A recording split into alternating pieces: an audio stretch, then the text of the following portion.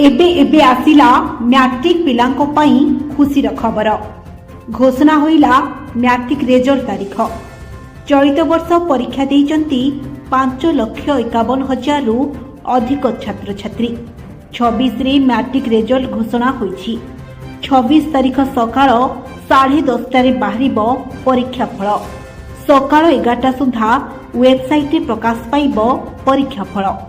Board website www.pseodisha.ac.in रे result प्रकाश पाइबो। जदि कोनोसी अंचल रे इंटरनेट रो असुविधा प्रकाश पाए तेबे सेही अंचल रे एसएमएस रो मध्य सुविधा करा जायछि।